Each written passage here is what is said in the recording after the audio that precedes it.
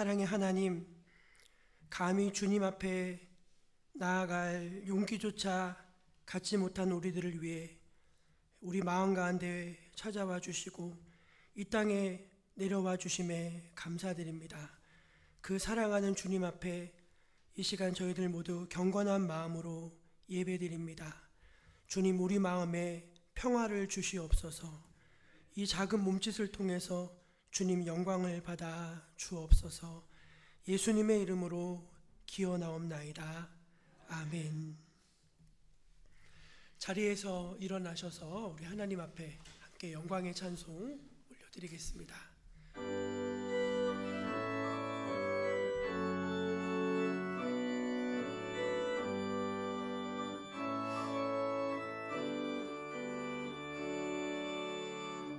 오소서 진리의 성령님, 이 땅 흔들며 임하소서. 거짓과 탐욕 죄악에 무너진 우리 가슴 정케 하소서. 오소서 은혜의 성령님, 하늘 가르고 임하소서.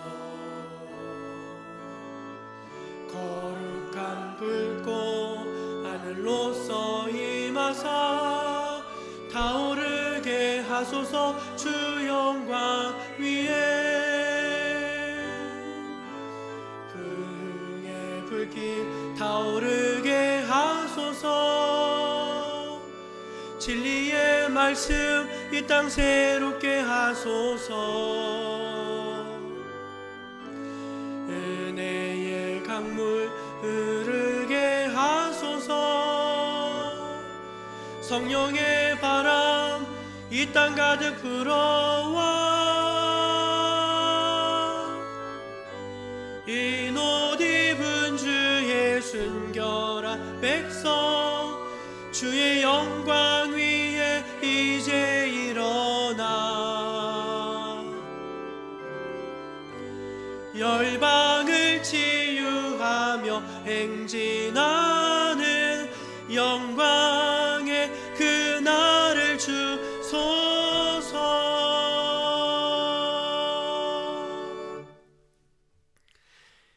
하나님 앞에서 우리 한 주간에 지나온 삶의 궤적들을 천천히 되돌아보면서 감사의 기도, 회개의 기도를 함께 올려드리겠습니다.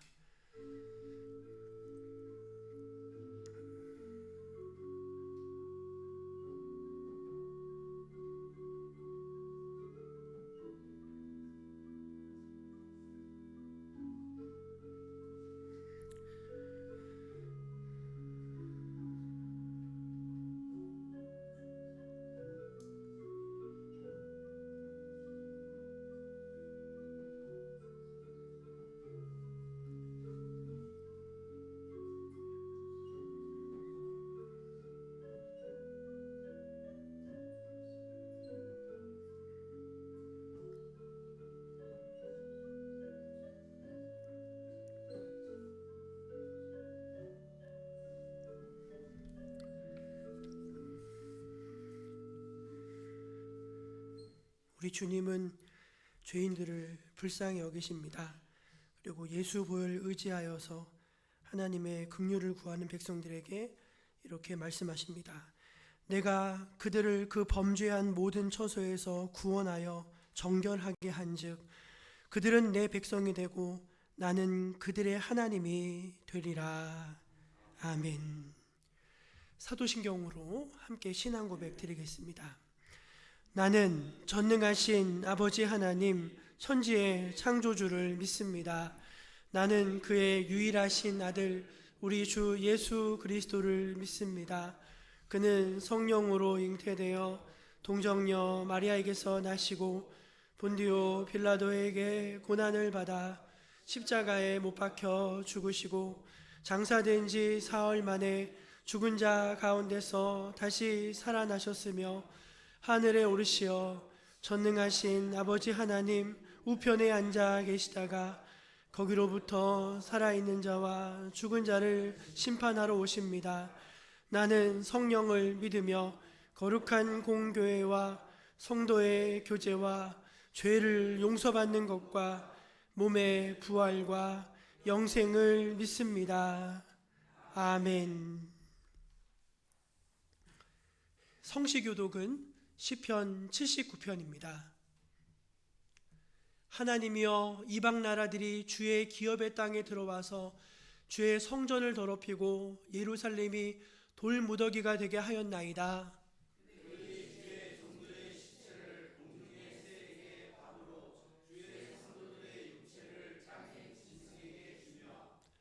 그들의 피를 예루살렘 사방에 물같이 흘렸으나 그들을 매장하는 자가 없었나이다.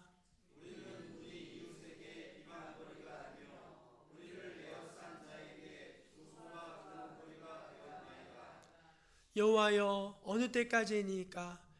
영원히 노하시리이까? 주의 질투가 불붙듯 하시리이까?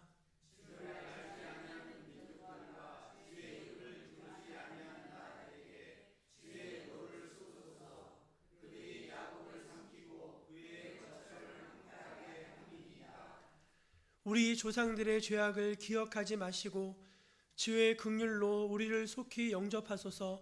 우리가 매우 가련하게 되었나이다.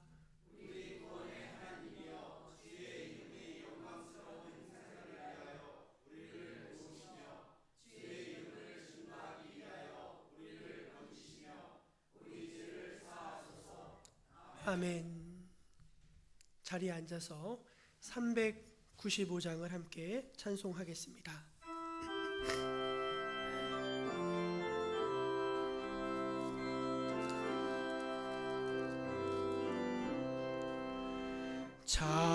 자비하신 예수여, 내가 사람 가운데 의지하리 없으니 슬픈 자가 됩니다.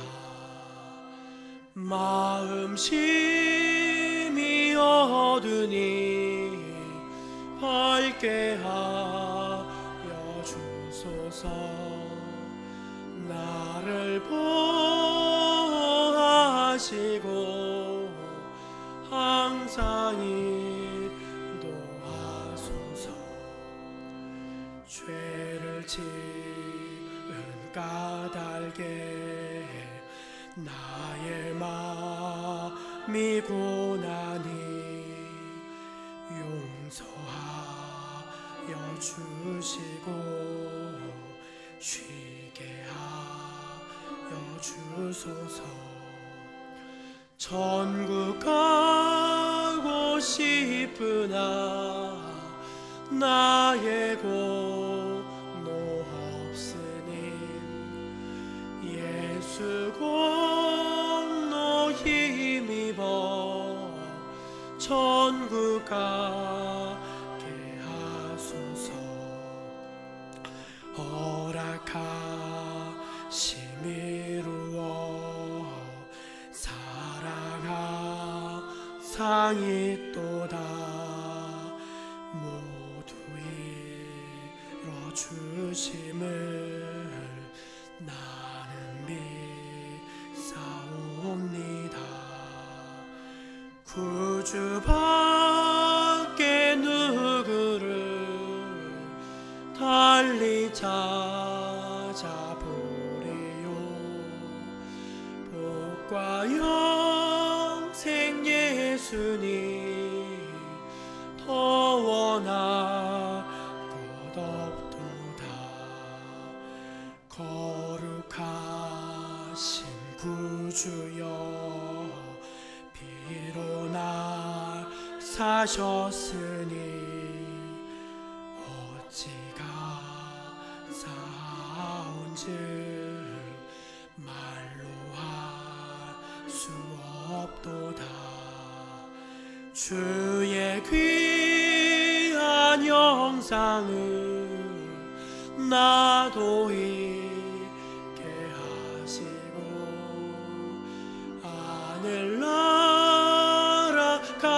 하소서 사랑하게 하소서. 아멘.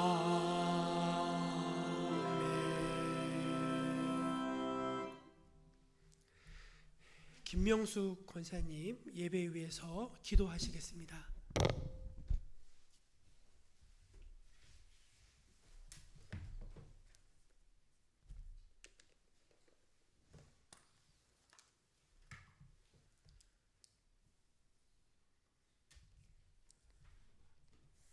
사랑이 풍성하신 하나님 아버지, 무덥고 분주했던 여름이 어느덧 지나가고 가을이 성큼 다가온 9월 넷째 주성일, 주님 전에 나와 온 마음과 정성으로 찬양과 경배로 예배를 드리오니 기쁘게 음양하여 주시옵소서.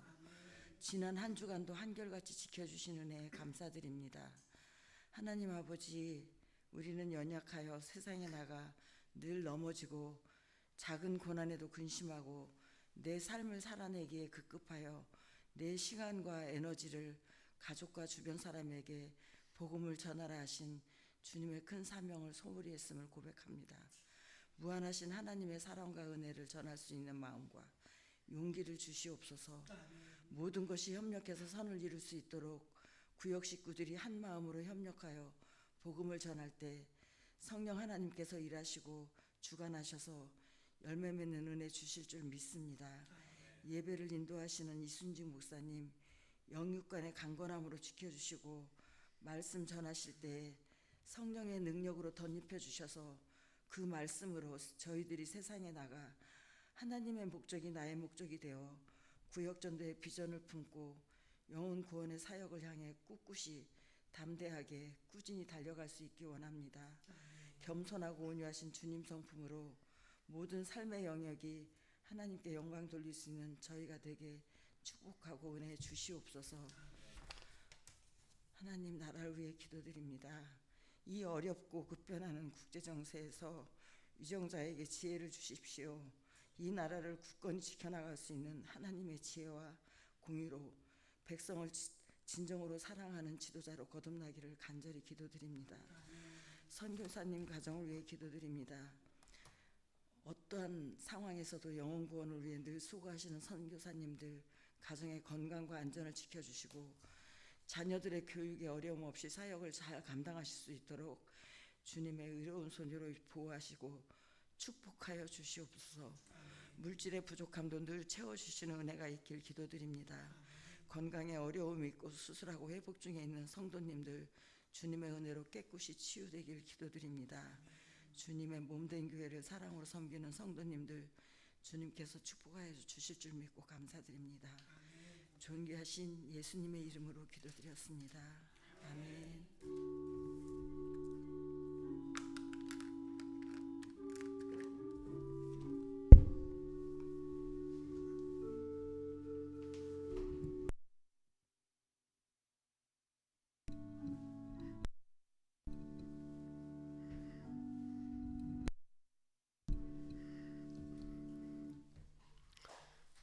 (9월) 셋째 주일 우리에게 주신 하나님의 말씀은 신약성경 요한복음 4장 3절에서 10절까지 말씀, 28절에서 또 30절까지 말씀입니다. 이제 하나님의 말씀을 제가 다 봉독해 읽겠습니다. 유대를 떠나사 다시 갈릴리로 가실새 사마리아를 통과하여야 하겠는지라. 사마리아에 있는 수가라 하는 동네에 이르시니 야곱이 그 아들 요셉에게 준 땅이 가깝고 거기 또 야곱의 우물이 있더라. 예수께서 길 가시다가 피곤하여 우물 곁에 그대로 앉으시니 때가 6시쯤 되었더라. 사마리아 여자 한 사람이 물을 기르러 왔음에 예수께서 물을 좀 달라 하시니 이는 제자들이 먹을 것을 사러 그 동네에 들어갔음이로라. 사마리아 여자가 이르되 당신은 유대인으로서 어찌하여 사마리아 여자인 나에게 물을 달라 하나이까 하니 이는 유대인이 사마리아인가 상종하지 아니함이로라. 예수께서 대답하여 이르시되 내가 만일 하나님의 선물과 또 내게 물 좀 달라 하는 이가 누구인 줄 알았더라면 내가 그에게 구하였을 것이요 그가 생수를 내게 주었으리라.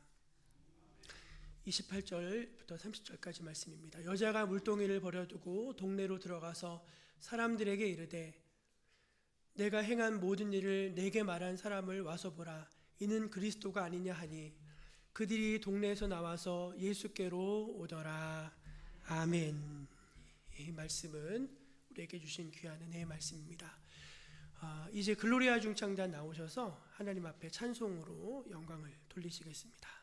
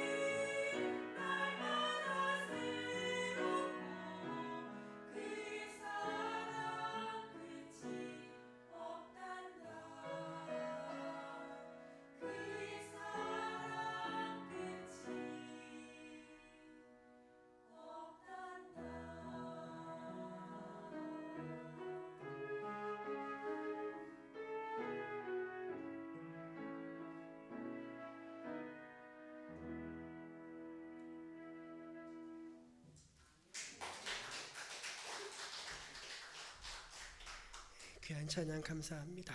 우리 주변에 양옆에 계신 분들에게 우리 하나님은 참 신실하십니다. 그렇게 한번 인사 나누겠습니다.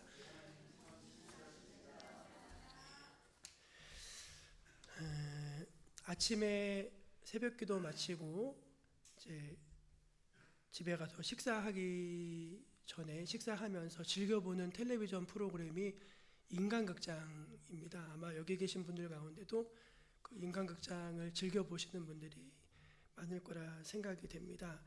그러니까 지난 주간에 이제 그게 월요일부터 금요일까지 5회차가 방송이 되는데 출연한 분이 정대레사라는 분이었습니다. 이름이 대레사예요. 대레사.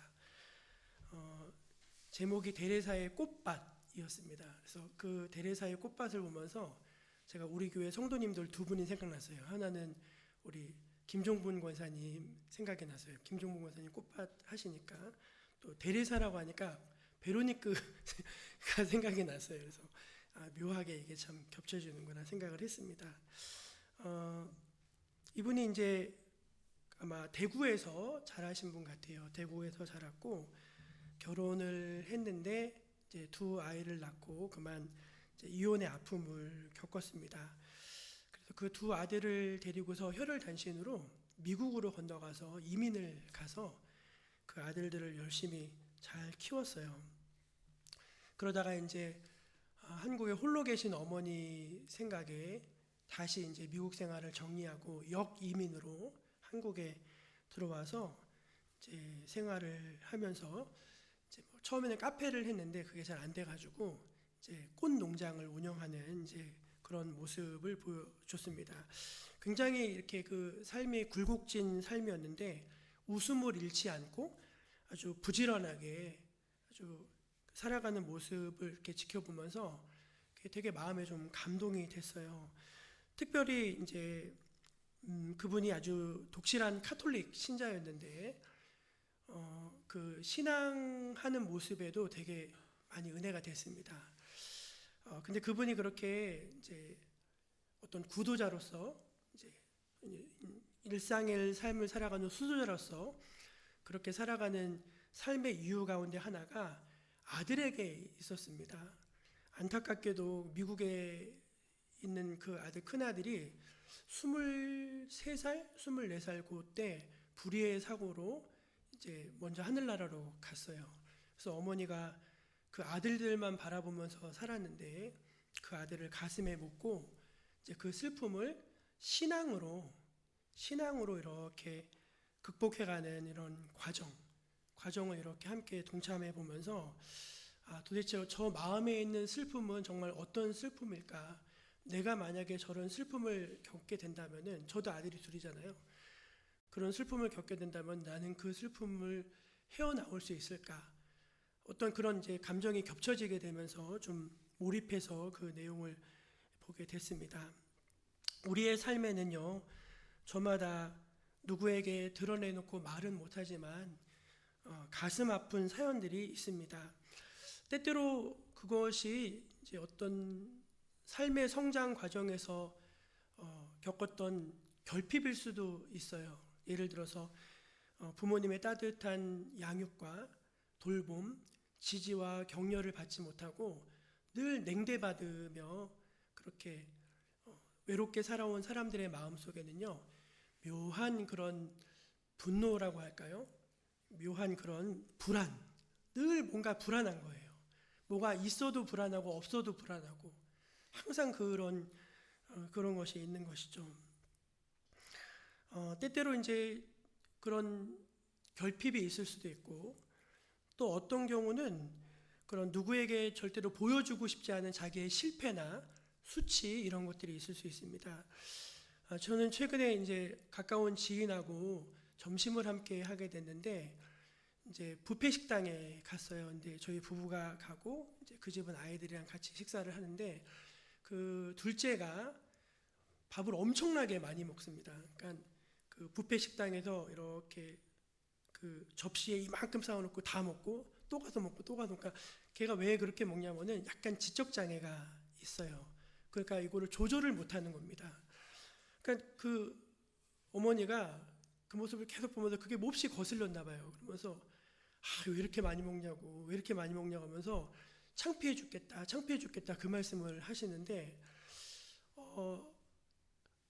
왠지 모르게 제가 좀 죄송했어요, 괜히. 그러니까 그분이 이제 정말로 그 아이가 창피한 거라기보다는 이제 자기는 그 모습을 보여주고 싶지 않으신 거잖아요.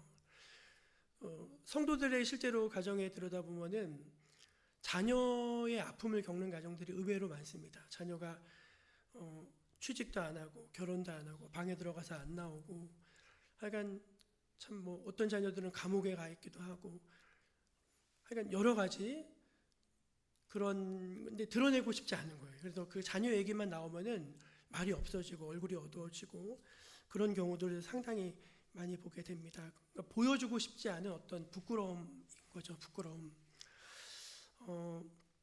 또 어떤 경우는 보면은 죄책감이 그분에게 아주 무서운 또 무거운 인생의 짐이 되는 경우가 있어요. 이렇게 예전에 그런 일들이 많았죠. 이렇게 사우디 같은데 남편이 돈 벌러 가면은 아내들이 이렇게 지내다가 그냥 정말로 그런 순간에 잘못된 판단과 실수로 이제 잘못된 만남을 갖고 나중에 이제 그걸 아차해서 깨달았는데, 그러고 나서 이제 아무 일이 없었어요. 근데 그 마음속에 그 미안함, 죄책감이 사라지지 않는 거예요.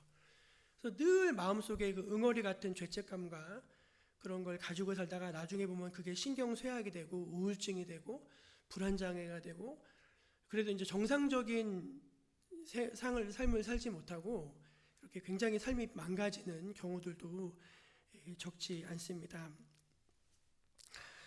여러분, 제가 지금 여러 가지 사례를 말씀드렸는데 이제 그런 일들, 그것이 어떤 결핍이라든지 어떤 남들에게 보여주고 싶지 않은 부끄러움이라든지 아니면 아무도 모르는 나만의 죄의 문제라든지 이런 것들이 상당히 우리의 어떤 성장, 그리고 우리의 어떤 행복, 그리고 하나님께서 기대하시는 우리의 삶을 가로막는 저의 요소로서 작용할 때가 많이 있다는 것이죠. 그러니까 그 사람이 이제 자기의 단순히 행복을 느끼지 못하는 것 정도가 아니라 하나님께서 그 사람에게 고유로 뭔가 주신 게 있을 거잖아요. 여러분, 하나님이 안 주신 사람은 없습니다. 사람을 보면은 쓸모없는 사람은 아무도 없어요. 다 그 사람대로 그 사람이 잘하는 게 있고, 다 그 사람을 하나님께서 이 세상에 보내신 하나님의 의도와 목적이 다 있어요. 심지어 여러분, 장애를 가진 사람이라 할지라도 그 사람이 필요 없는 사람이 아니고 다 그 사람 안에 있는 하나님의 보석 같은 탤런트가 있다는 것입니다. 그런데 그런 것들이 다 사장되어지고 그런 것들을 하나도 누리거나 발휘해 보지 못하고 그냥 삶이 다 감춰져 버리는 것이죠. 그런 건 너무 안타까운 일인 것 같습니다. 오늘 본문에 등장하는 사마리아 여성도 이와 비슷한 케이스가 아닌가 생각이 됩니다. 이 여성은 오늘 본문에 보면 6시에 물을 길러 나왔는데 유대에서 해 뜨는 시간이 6시입니다. 근데 그 6시에서 6을 더하면은 12시예요. 그러니까 우리 시간으로는 12시입니다. 정오가 되는 것이겠죠. 근데 여러분, 유대 나라는요 12시에는 아무도 물을 뜨러 나오지 않아요. 일단은 햇볕이 너무 따갑고 또 그때는요 뜨거우니까 나오지 않을 뿐더러 물을 길러 나오는 건 여성들의 사회생활이었습니다. 그 말은 뭐냐면 우물가에 모여가지고 거기서 이제 아줌마들이 수다를 떠는 거예요. 오늘 무슨 일이 있어서 동네 소문도 거기도 다 이렇게 서로 전해지고 일종의 어떤 커뮤니티, 우물이라고 하는 것이 사람들이 모이는 어떤 커뮤니티였던 것이죠. 근데 이 여성은요 그 사람들이 모이는 커뮤니티에 들어가기가 어려웠던 것 같아요. 뭔가 그 안에 사람들하고 말을 섞기도 싫고 그 사람들에게 나의 모습에 대해서 보여주기도 싫고 어쨌든 그런 꺼리낌이 있었던 것입니다. 그래서 레온 모리스라고 하는 사람은 이 여인이 의도적으로 그 시간에 나간 것이다 라고 성경을 해석을 하고 있어요. 그럼 여러분, 이 여인이 그 아무도 없는 우물가, 아무도 사람들이 찾지 않는 그 시간에 거기에 간 이유는 우리가 생각해 볼 수 있겠죠. 아마 이 여인에게는 일종의 어떤 낙인이 찍혀져 있었던 것 같아요. 사실 여러분, 오늘 저희가 읽은 말씀에 보면은 예수님께서 사마리아를 유대를 떠나서 갈릴리로 가시는 길인데 사마리아를 거친다고 했습니다. 그러니까 유대를 떠나서 갈릴리로 가시려면 사마리아가 그 중간에 있어요. 근데 오늘 말씀에서 보셔서 알겠지만 유대인과 사마리아에는 서로 상종하지 않습니까? 대놓고 무시하는 그런 곳이에요. 그러니까 이 사마리아라고 하는 지역은 낙인이 찍힌 지역입니다. 아, 저기 사람들은 몹쓸 사람들이야. 그런 낙인이 찍힌 곳이죠. 그 일본 사람들도 얘기를 들어보니까 특이한 건데 일본의 수도가 오랫동안 교토였잖아요. 교토. 근데 교토 사람들에 대한 그런 안 좋은 선입견들이 많더라고요. 예, 교토인은 우리랑 다르다 이런 마음이 많대요. 우리나라도 그런 비슷한 지역 감정이 있는 것처럼 그 사마리아라고 하는 지역이 낙인이 찍혀 있는 지역이었고 이 여인은 더 낙인이 그 중에서도 또 사마리아 사람들 중에서도 더 낙인이 찍힌 사람이었어요. 아유 저 사람은 안 돼, 몹쓸 사람이야 라고 하는 일종의 그런 불명예를 안고 있지 않았는가 생각을 할 수 있어요. 그렇게 생각할 수 있는 근거는 뭐죠? 예수님과 대화 중에 이 여자가 남편이 무려 5이나 있었다는 것에서 알 수 있습니다. 그리고 지금 같이 사는 남자가 하나 또 있는데 그 사람도 남편이 아니라는 거예요. 말이 너무 이상하죠. 남편이 5이 있는데 지금 같이 사는 사람은 남편이 아니다. 여러분 이 짧은 이 문구에서 우리가 유추해 볼 수 있는 게 뭔가 이 여자가 참 기구한 여자라고 생각할 수 있겠지만 뭔가 저 여자 문제가 많은 여자다 그렇게 생각할 수 있겠죠.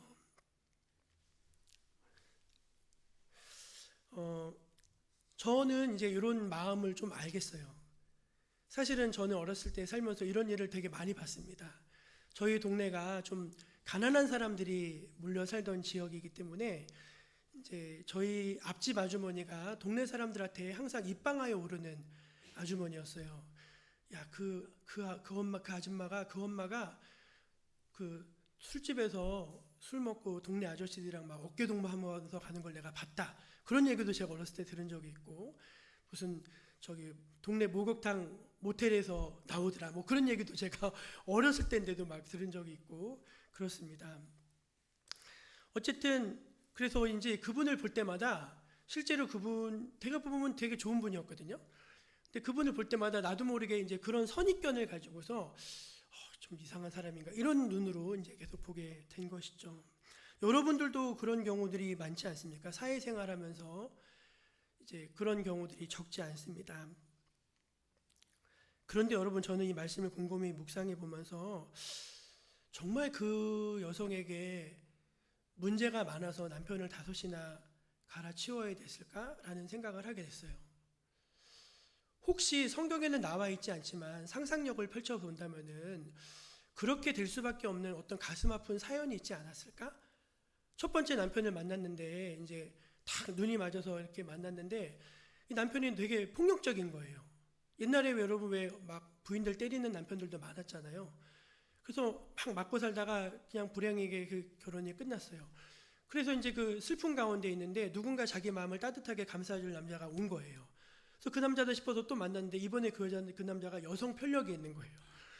그렇게 이제 나중에 이제 지내다 보니까 여자가 혼자 사는 게 너무 힘들어요. 그 당시에 과부는요 너무 힘든 거거든요. 그래서 남자를 의지할 수밖에 없기 때문에 경제적인 이유로 또 이제 뭐 나이 많은 사람을 만났는데 또 그것이 안 되고 어쨌든지 간에 우리가 알 수 없지만 그 여인만의 어떤 슬픔과 그 안에 그럴 수밖에 없는 어떤 가슴 아픈 사연들과 그런 것들도 사실 얼마든지 있을 수 있었다는 것이죠. 그런데 사람들은 그런 건 전혀 생각하지 않고 남편이 많은 여자, 뭔가 문제가 있는 여자라고 하면서 항상 이제 그렇게 그녀를 바라보게 된 것입니다. 곱지 않은 시선을 받으면서 지내면서 이제 그녀는 이제 인생에서 많은 실패를 했고 그것이 그녀의 평판이 됐어요. 우리가 사람에 대해서 평가하잖아요. 그 사람의 평가, 그 사람 어떤 사람이 하면 평판, 그 평판이 그녀의 자존감을 완전히 무너뜨렸고 그 무너진 자존감으로 인해서 사람들 앞에 설 수 있는 그런 용기를 잃어버리게 됐고 자연스럽게 움츠러들게 됐고 그러면서 뭔가 그녀의 삶이 너무나 좁아지고 있는 것이죠. 여러분 우리가 삶이 계속 넓어져야 되죠.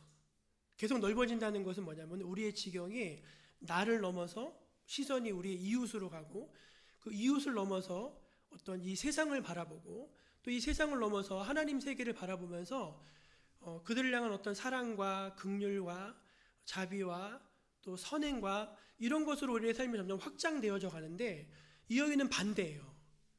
아마 이 여인의 성격이 처음부터 이랬을 것 같지는 않을 것 같아요. 근데 계속 움츠러들다가 나중에는 그 우물 하나도 제대로 갈 수 없는 그런 처지가 된 것이 이 가련한 여자의 모습이 아닌가 합니다.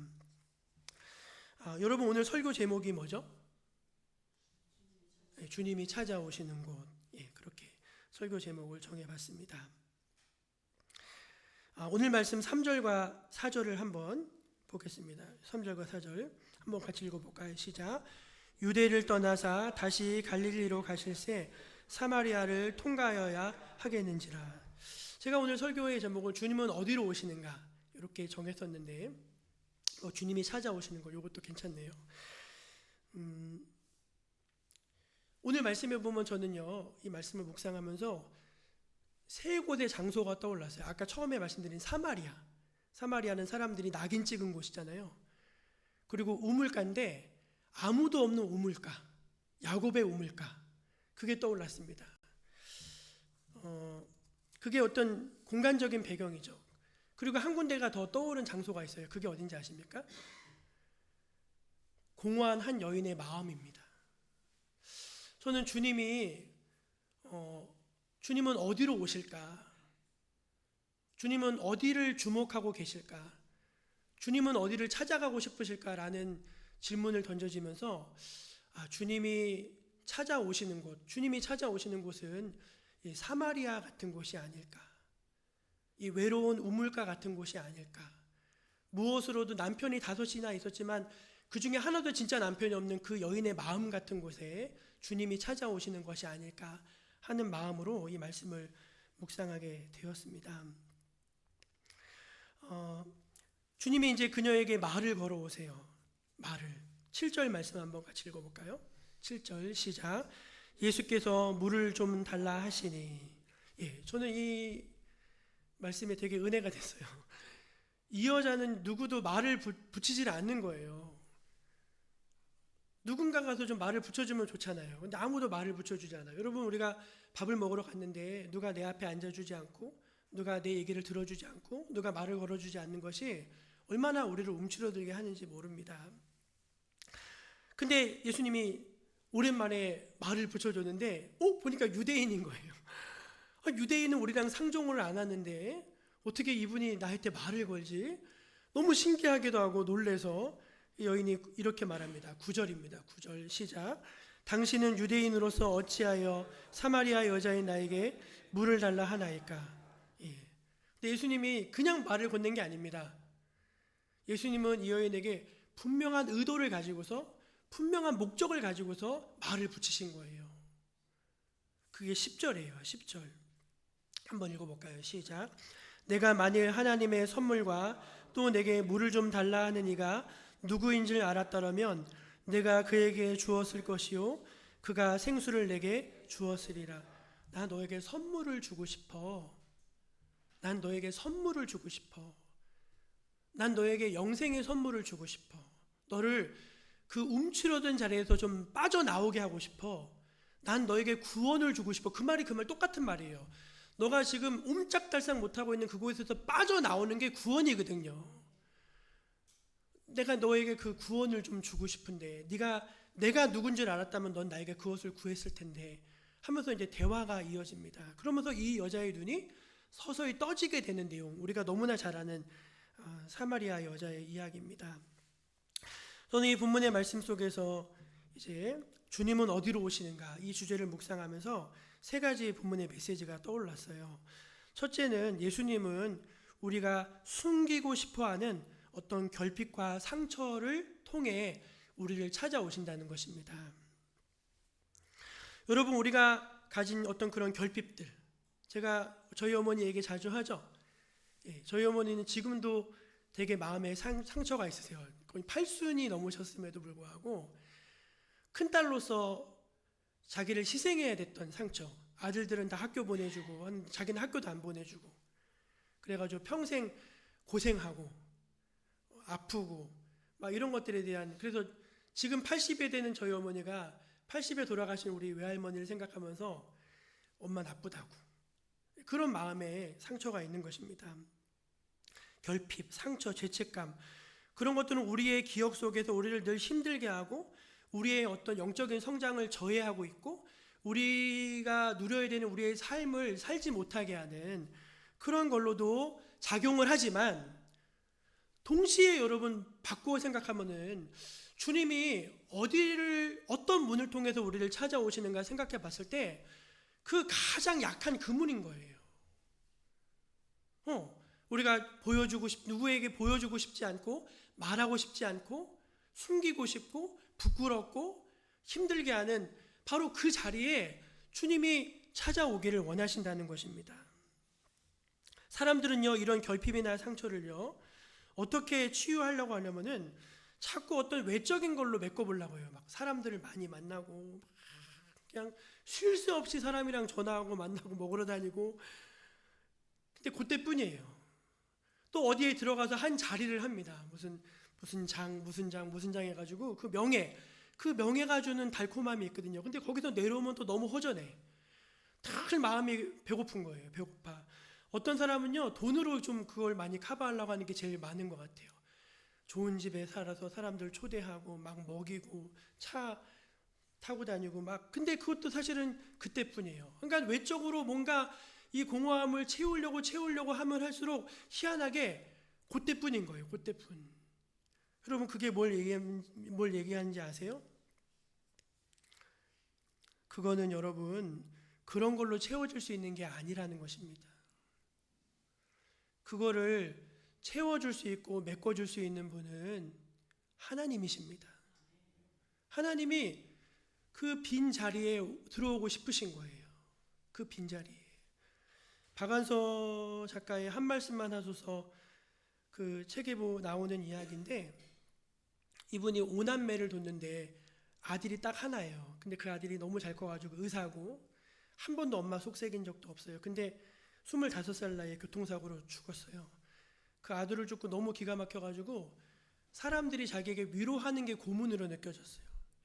너무 그 처절한 아픔 때문에 이분이 그 아픔을 견디다 못해서 일기를 썼어요. 일기. 그날의 슬픔을 적은 일기를 썼는데, 그 일기를 책으로 낸 게 한 말씀만 하소서, 그 책입니다. 그 책에 보면 이제 이런 일화가 하나 소개돼요. 그분이 너무 괴로워서 이제 수녀원에 들어가서 일종의 피정을 하고 있었는데, 어떤 40대로 보이는 좀 젊은 엄마하고 딸이 거기에 이제 피정을 하러 와서 이제 같이 하는 거예요. 저 집은 무슨 사연이 있나. 그래도 아무리 사연이 있어도 나보다 슬픈 사연이겠어? 이제 그런 생각이 들더래요. 근데 어느 날 새벽에 그 아주머니가 옆방에 있었는데 새벽에 문을 두드리는 거예요. 깜짝 놀라 나가보니까 자기가 너무 답답해서 얘기라도 하고 싶어서 문을 두드렸다는 거예요. 사연을 들어보니까 이분이 딸들이 있는데 이 딸이 신병이 들은 거예요. 신병. 무당되는 신병. 그래가지고 막 가족에서 정성을 들여서 간신히 이제 그 병을 좀 고쳐놨더니, 그랬더니 이제 자기가 수녀가 되겠다고 하는 거예요. 그래서 어차피 귀신한테 뺏길 바에는 하나님께 드려야 되겠다 해서 수녀원에 보낸 겁니다. 근데 그렇게 이제 수녀가 되기 위해서 준비 과정을 거치는 과정에서 또 신병이 온 거예요. 도저히 어떻게 할 수가 없어서 이 딸을 집에 데리고 가야 되나 해서 그렇게 와서 근심이 되는 거예요. 근심이. 그래서 막 그 근심을 얘기하는데, 그 얘기를 듣는데 너무 약이 오르더래요. 나는 지금 아들을 잃었는데, 그래서 뭐라고 했냐면 나는 아들을 잃었다고. 그런데도 이렇게 잘 먹고 잘 잔다고. 그랬더니 그분이 너무 미안했는지 얼굴이 확 바뀌면서 미안하다 하면서 그 자리를 뜬 거예요. 근데 그때 자신에게 한 말이, 너 참 잔인하다. 너 참 잔인하다. 어떻게 그렇게 말할 수 있냐, 자기 자신에게.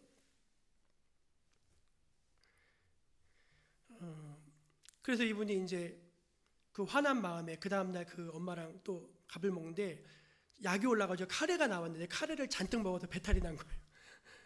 그래서 이제 막 밤새 뒤척이다가 이제 토하러 화장실에 가서 변기를 잡고 딱 무릎을 꿇고 토를 꽉 했어요. 토를. 그때 이제 쨍 하면서 하나님의 음성이 들려왔습니다. 그래, 나는 주님과 한번 맞붙어 보려고 이곳에 이끌렸고 혼자 되보기를 갈망했던 것이다. 주님, 당신은 과연 계신지, 계시다면 내 아들이 왜 죽어야 했는지, 내가 이렇게까지 고통받아야 하는 것도 도대체 무슨 영문인지, 더도 말고 덜도 말고 한 말씀만 해보시라고 애걸하고 또 애걸하고 쥐어뜯고 사생결단을 하리라 생각하고 그 자리에 올라왔다. 그 글에 나오는 이야기입니다. 근데 그 순간 자기가 그동안 사랑한 사람들이라는 것이 너무나 제한적인 자기 가족들, 그것밖에 몰랐던 거예요. 근데 그때 그 무릎 꿇은 그 자리에서, 화장실 변기를 잡고 무릎 꿇은 그 자리에서 나는 얼마나 이기적인가, 나는 얼마나 죄인인가, 그게 그때 이제 마음에 깨달아지고 믿어지고 하면서 그때 이제 어떤 하나님과의 영적인 만남이 됐어요. 그 다음 날부터 서서히 이분의 일기가 절망의 일기에서 희망의 일기로 계속 일기가 바뀌어져 가요. 그 책을 읽어보면은 굉장히 감동적입니다. 여러분, 우리 인생에 찾아온 그런 커다란 상실, 또 성장 과정에서의 결핍, 이런 것들이 우리의 행복을 빼앗아가고 우리의 지경을 점점 협소하게 만드는 장애가 될 수도 있어요. 그건 맞습니다. 그러나 돌이켜보면요, 어쩌면 그것은 하나님께서 우리를 찾아와 주시는 은혜의 자리가 될 수가 있습니다. 그러므로 여러분, 자꾸 그거를 숨기려고만 하지 말고, 이제는 자기 문제를 감추려고만 하지 말고 정직하게 그 문제를 좀 가지고 하나님께 가지고 나가야 돼요. 하나님, 제가 목사하고 벌써 20년 넘게 이렇게 사역하고 있는데 제가 이 모양 이 꼴아집니다. 제가 이렇게 부족하고 연약하고 너무너무 주님, 제 이 마음에 이거를 어떻게 합니까? 그러니까 우리 마음에 있는 거를 하나님께 가지고 나가야 되는 거예요. 가지고 나가면 그 가지고 나간 그 자리에 주님이 기다리고 계시고 우리를 만나 주시는 것입니다. 주님은 왜 그것을 우리에게 보이라고 말씀하시냐면은 더 이상 그것이 우리를 묶지 못하게 하기 위해서 그렇게 하시는 거예요. 우리 16절을 한번 같이 읽어볼게요. 16절 읽어볼까요? 시작. 이르시되 가서 내 남편을 불러오라. 여러분, 우리가 그렇게 말하지 않고 우리 마음속에 묻어둔 것들이요, 그게 여러분 없어진 것 같죠? 하나도 안 없어져요. 우리 마음속에 잠재의식으로 자리잡으면서, 여러분, 우리가 하루에 살면서 맨날 똑같은 생각만 하지 않으세요? 미운 사람 계속 믿고, 복수하고 싶은 사람 계속 복수하고 싶고, 계속 똑같은 생각에 쳇바퀴 물려듯이 거기서 정신적인 노예, 영적인 노예가 돼가지고 막 늘 괴로워하고 있는 거예요. 아무 일이 없어. 밥 먹고 잠 자고 어디 쇼핑하고 할 거 다 해. 근데 희한하게 계속 어딘가에 묶여 있는 거예요. 주님이 여러분 왜 남편 얘기를 쑥 꺼내셨을까요? 그걸 드러내야 돼. 그걸 드러내야지 그 남편의 족쇄에서 벗어날 수가 있어요. 주님이 계속 이 여인과 대화를 시도하시는데 계속 묻고 답하고, 예배요? 막 그런 얘기 하잖아요. 서로 막 얘기를 대화하다가 점점 이 여인의 마음이 열리고 눈이 열리고 막 열리게 됩니다.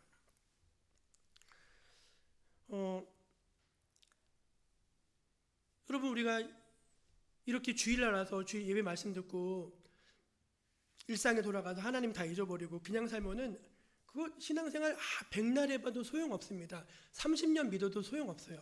아무 유익이 없어요. 그냥 단순히 마음의 위로 정도 얻는 거. 그러니까 우리의 신앙의 능력은 어디서 나타나는가? 일상의 삶에서 우리에게 대화를 걸어오시는 주님 앞에 정직하게 응답하는 거예요. 너 남편 좀 데려와 봐라. 남편 없는데요. 있잖아. 너 남편 있잖아. 있었네요.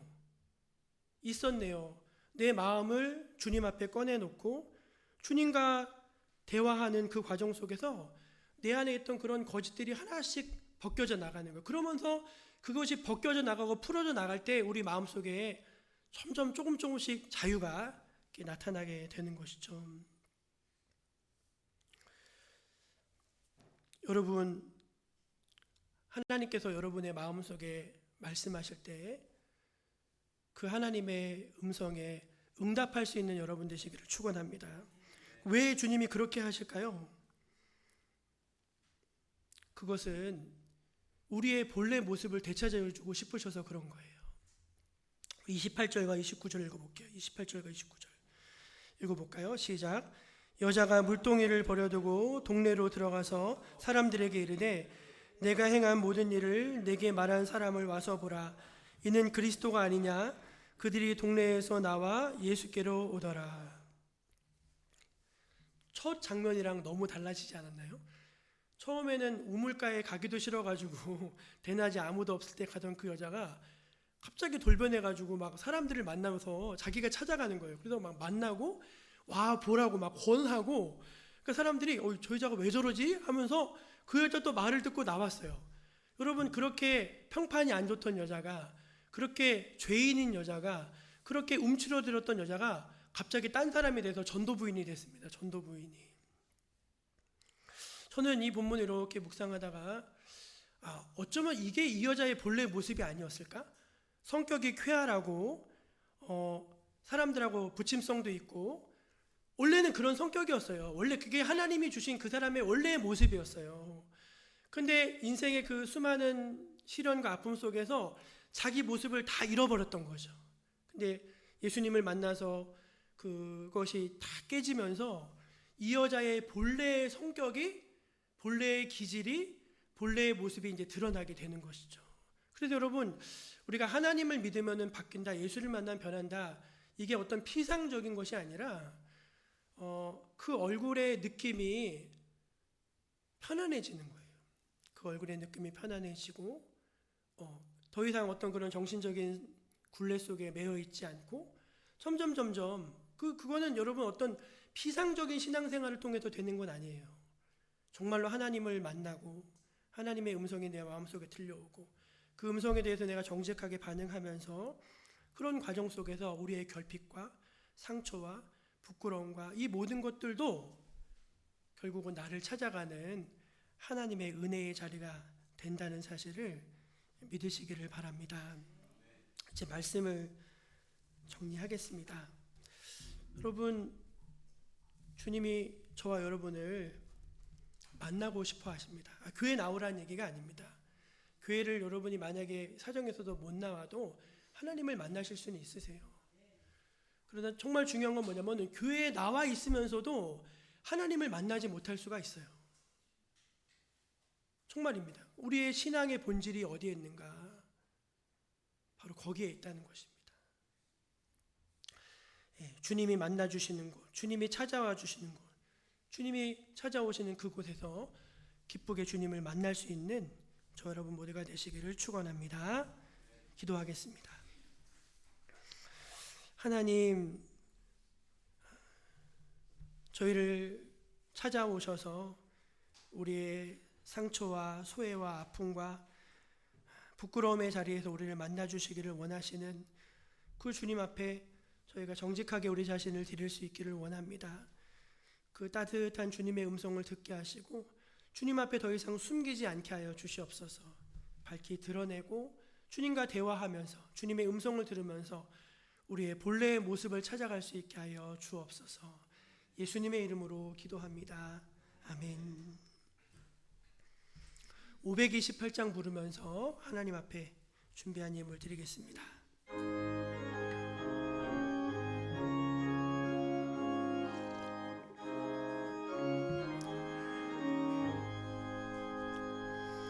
예수가 우리를 부르는 소리, 그 음성 부드러워 문 앞에 나와서 사면을 보며 우리를 기다리네. 오라 오라 방황치 말고 오라.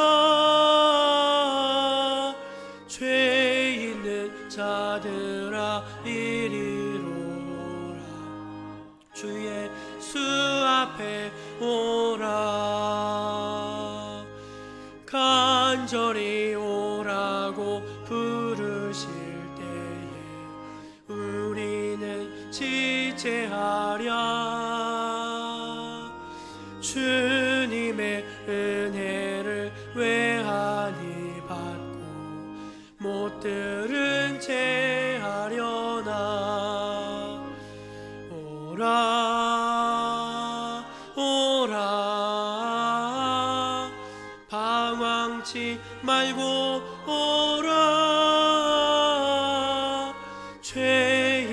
자들아 이리로 오라. 주 예수 앞에 오라. 세월이 살같이 빠르게 지나 쾌락이 끝이 나고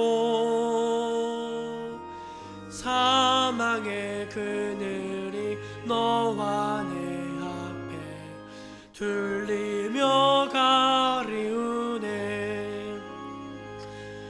오라 오라 방황치 말고 오라. 죄 있는 자들아 이리로 오라. 주 예수 앞에 오라. 우리를 위하여 예비해 두신 영원한 집이 있어. 죄 많은 세상을 떠나게 될 때 영접해 주시겠네. 오라 오라 방황치 말고 오라. 죄 있는 자들아 이리로 오라. 주 예수 앞에 오라. 사랑의 하나님 감사합니다. 하나님의 크신 사랑과 은혜에 감사하면서 사랑하는 종목교회 성도님들이 또 주님 앞에 예물을 드립니다. 하나님 기쁘게 받아 주시옵소서. 그리고 저희들 믿음으로 살게 하여 주시고 주님 드려지는 예물이 하나님께서 기뻐하시는 곳에 아름답게 잘 쓰여지고 주님의 나라 일어나는데 귀하게 씨앗되어지는 예물 될 수 있도록 축복하여 주시옵소서. 주님 우리 성도들이 하나님의 은혜 가운데 날마다 자신 안에 드려진 그늘과 어둠들을 헤쳐나오면서 점점 더 밝은 빛으로 나오기를 원합니다. 우리 사랑하는 모든 성도님들 한 분 한 분 주님께서 돌보아 주시고 또 동행하여 주심으로 말미암아 시간이 갈수록 해가 갈수록 더 주님 앞에 신실하고 성숙한 신자들이 되게 하여 주시옵소서. 그저 형식적으로 왔다 갔다 하는 그런 신앙이 아니라 정말 살아계신 주님을 배웠고 우리의 삶에서 기쁨과 희열과 놀라운 능력을 체험하고 맛보면서 살아가는 살아있는 신앙이 되도록 우리를 축복하여 주시옵소서. 주님 우리에게 늘 많은 것 주심에 감사하고 또 주님 앞에 또 드리기를 힘쓰는 저희들 되도록 우리 마음과 우리 영혼에 또 열심과 은혜를 주옵소서. 모든 것 주님께 감사드리며 예수님의 이름으로 기도합니다. 아멘. 교회표 한번 같이 외쳐보겠습니다. 성령의 능력으로 부흥하는 교회, 한 영혼을 소중히, 한 사람을 든든히. 아멘. 교회 소식을 전해드리겠습니다. 구역 전도를 저희가 선포하고 구역마다 함께 소그룹으로 모이면서 이제 기도하고 있습니다. 이번 주간에는 그 구역 예배 순서지에 보면은 우리가 누구를 하나님께 복음을 전할지, 전도할지, 인도할지 정하시라고 그 구역 예배 순서지 안에 그 내용을 넣어놨습니다. 함께 예배 드리시면서 구역원들이 서로 상의하시고 서로 기도하시면서 이번 주간에 그걸 작성하셔서 구역장님들 통해서 제출해 주시기를 바랍니다. 9988234 신앙의 근육 키우기라는 제목으로 오늘 김보현 전문상담사님 오늘 오후 1시에 특강을 예정하고 있습니다. 저희가 어떤 심리학적 관점이나 상담학적 관점을 이렇게 좀 알아두는 것이 우리의 개인의 행복과 성장을 위해서 굉장히 또 중요한 도구가 됩니다. 그래서 오셔서 아주 또 전문가를 통해서 이렇게 또 좋은 강연 듣는 것도 큰 도움이 되니까 많이들 참석하시고 은혜 받으시기를 바랍니다.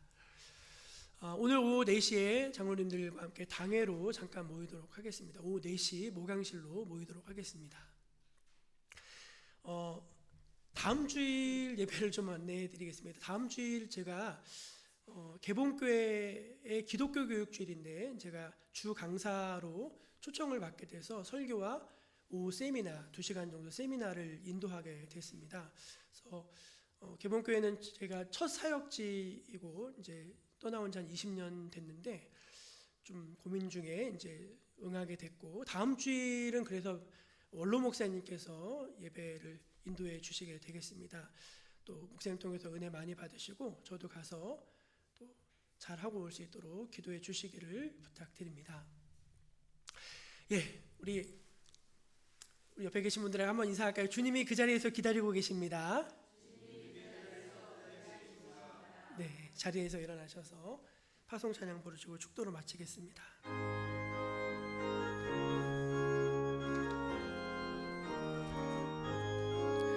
당신은 지금 어디로 가나요? 발걸음 무겁게 이 세상 어디 쉴 곳 있나요? 머물 곳 있나요? 예수 안에는 안식이 있어요. 평안이 넘쳐요. 십자가 보혈 믿는 자마다 구원을 받아요. 예수 믿으세요. 예수 믿으세요. 예수 믿으세요. 예수 믿으세요. 주 예수 그리스도의 은혜와 하나님 아버지의 크신 사랑과 성령님의 따뜻한 돌보심과 위로하심이 사랑하시는 주님의 자녀들 머리 위에 지금부터 영원까지 함께하여 주시기를 간절히 축원하옵나이다. 아멘.